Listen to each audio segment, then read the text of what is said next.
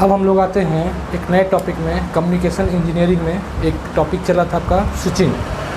Switching क्या होता है कि जब कई सारे कनेक्शन, कई सारे कॉल्स एक साथ हम लोग को इस्टेब्लिश करना पड़ता है, तो हम जिस मेथड का इस्तेमाल करते हैं उसको हम बोलते हैं स्विचिंग। स्विचिंग सिस्टम को दो टाइप से डिवाइड किया गया है, मैनुअल स्विचिंग और ऑटोमेटिक स्विचिंग। मैनुअल स्विचिंग क्या होता था कि जब एक ह्यूमन ऑपरेटेड पूरे स्विचिंग सिस्टम को ऑपरेट करता था, मतलब एक मनुष्य जो है जितने भी टेलीफोन कॉल्स आ रहे हैं उन कॉल्स का कनेक्शन करता था, तो उसको हम बोलते थे मैनुअल एक्सचेंज। लेकिन जैसे ही वक्त जाता गया और यूजर्स की संख्या बढ़ती गई, तो एक ह्यूमन ऑपरेटर को इन सभी कॉल्स को इस्टेब्लिश करना एक कंडीशन इम्पॉसिबल होते गया। तो फिर आया automatic switching system. Automatic switching system जैसा कि नाम बता रहा है कि इसमें ऑटोमेटिकली दो लोगों के बीच कनेक्शन इस्टेब्लिश हो जाता है। ऑटोमेटिक स्विचिंग सिस्टम दो टाइप के होते हैं, इलेक्ट्रोमैकेनिकल और इलेक्ट्रॉनिक। इलेक्ट्रोमैकेनिकल स्विचिंग सिस्टम क्या था, जैसे कि आप नाम समझ रहे हैं, इसमें मैकेनिकल सिस्टम इस्तेमाल होता है। पहले मैकेनिकल सिस्टम इस्तेमाल होता था, उसको हम बोलते थे इलेक्ट्रोमैकेनिकल स्विचिंग। लेकिन इसमें कुछ कमियां थी। जब दूर दराज के क्षेत्रों में भी टेलीफोन का प्रसार होने लगा, तो क्या हुआ कि जब वहाँ बार बार बड़ी बड़ी मशीनों को इस्टेब्लिश करना, और फिर जैसे जैसे नई नई सुविधाएं आती गई, जैसे रिडायलिंग की सुविधा हो गई, कॉल फॉरवर्डिंग, कॉल वेटिंग, तो जितनी भी नई सुविधाएं आती गई उसके लिए हम लोग को हमेशा अपने मशीन के सेटअप को चेंज करना पड़ता है। इस समस्या को सुधारते हुए फिर हमारा दूसरा एक स्विचिंग सिस्टम आया, electronic switching system. Electronic switching system में एक प्रोसेसर का इस्तेमाल किया जाता है, जिसमें हम लोग प्रोग्रामिंग को बदल करके आराम से हम लोग नए नए चीज़ों को ईजाद कर सकते हैं, नए नए चीज़ों का इस्तेमाल कर सकते हैं। अब हम लोग बात करते हैं इलेक्ट्रोमैकेनिकल एक्सचेंज में। इलेक्ट्रोमैकेनिकल स्विचिंग सिस्टम दो टाइप के होते हैं, स्ट्राउजर स्विचिंग सिस्टम और क्रॉसबार स्विचिंग सिस्टम। तो स्ट्राउजर स्विचिंग सिस्टम में, स्ट्राउजर स्विचिंग सिस्टम को समझने के लिए हम लोग को स्विच को समझना पड़ेगा। कौन से स्विच? यूनिसेलेक्टर स्विच और टू मोशन सेलेक्टर स्विच। तो हम लोग को उसको बारी बारी से समझेंगे, जिसके बाद हम लोग को स्ट्राउजर स्विचिंग सिस्टम अच्छे समझ में आएगा। तो आज बात करते हैं हम लोग यूनिसेलेक्टर स्विच की। यूनिसेलेक्टर स्विच क्या है, आप देख रहे हैं यूनिसेलेक्टर स्विच का एक डायग्राम मैंने यहाँ बना दिया है। इस डायग्राम में आप देख रहे हैं कि ये जो है इसको हम बोलते हैं रैचेट बिल। ठीक, ये जो आपको दिख रहा है ये है रैचेट बिल। ये जो है ये है पॉल, इसको पॉल बोलते हैं। इसको बोलते हैं डिटेंट, इसको बोलते हैं वाइपर, इसको बोलते हैं वाइपर।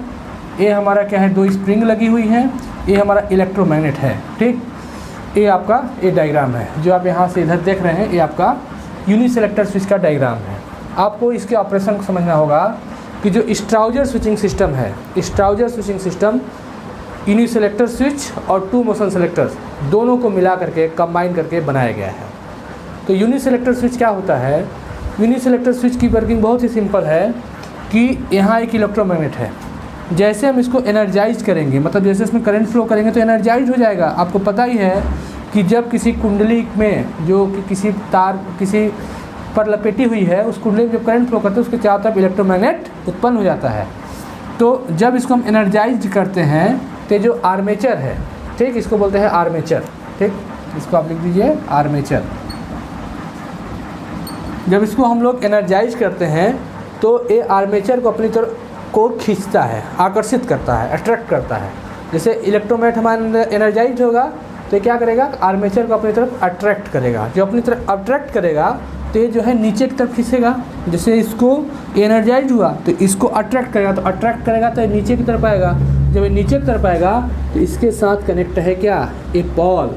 तो पॉल भी एक दाता, इसको दाता बोलते हैं, टिथ, एक दाता नीचे खिसक जाएगा। ठीक है बात। अब फिर क्या होगा, जैसे ही इसमें करंट फ्लो का प्रवाह बंद होगा, करंट फ्लो होना बंद हो जाएगा, वैसे ही ये डी एनर्जाइज हो जाएगा। और डी एनर्जाइज हो जाने की वजह से स्प्रिंग की रीस्टोरिंग फोर्स की वजह से फिर से अपने ये नॉर्मल पोजीशन पर वापस लौट जाएगा, जिससे ये फिर एक दाता ऊपर चला जाएगा।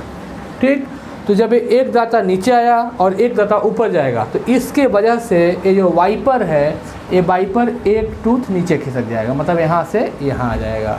फिर इसी तरह से एक बार डी एनर्जाइज हो जाएगा तो फिर एक दाता नीचे चला जाएगा। इस तरह से ये ऊपर नीचे होते जाएगा। ठीक, बात समझ में आए कैसे वर्किंग होता है? मैं एक बार फिर एक्सप्लेन कर सकता हूँ।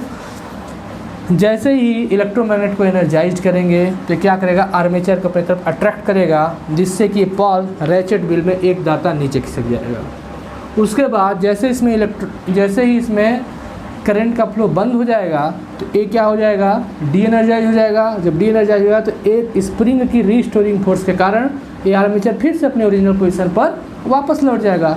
तो जब ये ऊपर जाएगा तो इसके साथ पॉल भी ऊपर जाएगा, तो एक दाता फिर से ऊपर चला जाएगा।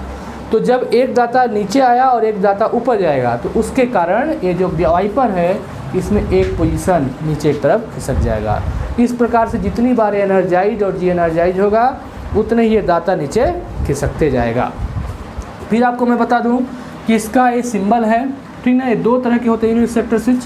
जो यूनिट सेलेक्टर स्विच है वो रोटरी स्विच की तरह कार्य करता है। इसमें या तो 25 कॉन्टैक्ट वाला होता है यूनिट सेलेक्टर स्विच या 11 कॉन्टैक्ट वाला होता है। इसमें क्या होता है कि एक उसमें से जो स्विच होता है पहला नंबर उसको बोलते हैं होमिंग कॉन्टैक्ट। मतलब यहाँ जब है तो किसी कनेक्शन में नहीं रहेगा, लेकिन यहाँ से लेकर के ये आर के रूप में, आप देख रहे हैं आर के रूप में है, इस तरह से ये आर के रूप में से है। तो ये आर के रूप में बाकी के जो 24 कॉन्टैक्ट हैं उनको बोलते हैं स्विचिंग कॉन्टैक्ट। मतलब ये एक बार में 24 कॉन्टैक्ट स्थापित कर सकता है ए वाला। और अगर आपका 11 कॉन्टैक्ट वाला है उसमें पहला वाला होगा होमिंग कॉन्टैक्ट के लिए और बाकी के 10 जो होंगे वो होंगे हमारे स्विचिंग कॉन्टैक्ट के।